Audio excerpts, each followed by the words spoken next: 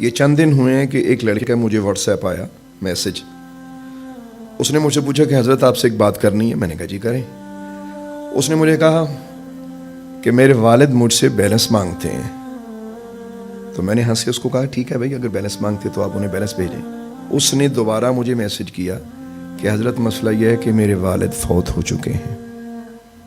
جیسے اس نے مجھے کہا تو میں نے پھر اس کو اس کا علاج بتایا. میں نے کہا کتنی دیر سے آپ کو یہ خواب آ رہا ہے؟ اس نے کہا تقریباً 2.5-3 سال ہو گئے ہیں. خواب آتا ہے، مہینے بعد 2 ماہ بعد خواب آتا ہے مجھے. میں نے کہا آپ نے تو بہت دیر کر دی. میں نے کہا دنیا میں کبھی اگر آپ کو کبھی بیلنس کی ضرورت پیش آتی تھی تو کتنی دیر میں آپ کے بابا آپ کو پہنچا دیا کرتے تھے؟ کہتے تھے بس ایک کال کی یا زیادہ زیادہ دوسری تو بیلنس آ جاتا تھا. میں نے کہا یہی فرق ہے تم میں اور ماں باپ میں. کاش آج بھی اولادیں اس فرق کو جان جائیں. میں نے کہا آپ کے کال کرنے کے بعد آپ کو میسج آ جاتا تھا. آپ کے فادر آپ کو دیر نہیں کرتے تھے کہ میرا بیٹا مجھ سے بیلنس مانگ رہا ہے. لیکن تمہارے باپ کو تم سے بیلنس مانگتے ہوئے 2.5-3 سال گزر گئے اور تم نے اس پہ صبر کیا. کہتا حضرت مجھے شرمندگی ہے، آپ اس کا حل بتائیں. میں نے اس کو کہا کہ آپ 2 کام کریں. سب سے پہلے تو اپنی نماز قائم کریں. آپ نماز کے پابند نہیں ہیں؟ اس نے کہا بالکل جی پابند نہیں ہوں. نمبر 1. دوسرا یہ ہے کہ ان کی طرف سے صدقہ کریں. اس نے یہ دونوں عمل کیے. 3 دن بعد اس نے مجھے میسج کیا دوبارہ. کہنے لگا حضرت اب میں بڑا پرسکون ہوں. میں نے کہا بتائیے. کہنے لگا کہ مجھے خواب میں میرے باپ ملے. انہوں نے مجھے کہا کہ بیٹا بھلا ہو تیرا اور اس کا بھی جس نے تجھے اس رستے پہ لگایا.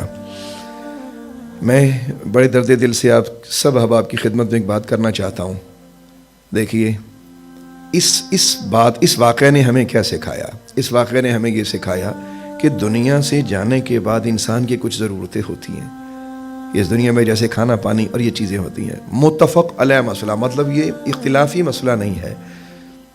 سب کا اس پر اتفاق ہے کہ فوت ہونے کے بعد انسان کو وہاں ضرورت ہوتی ہے، جس کو ہم ایصال ثواب کہتے ہیں.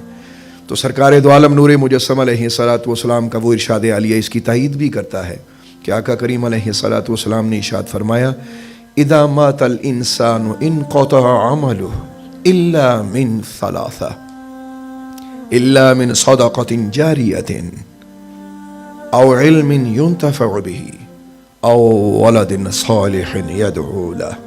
فرمایا کہ جب انسان دنیا سے چلا جاتا ہے تو اس کے تمام اعمال منقطع ہو جاتے ہیں، ختم ہو جاتے ہیں. اب وہ عمل کوئی نہیں کر سکتا. لیکن 3 اعمال ایسے جن کا ثواب اسے مرنے کے بعد بھی ملتا ہے.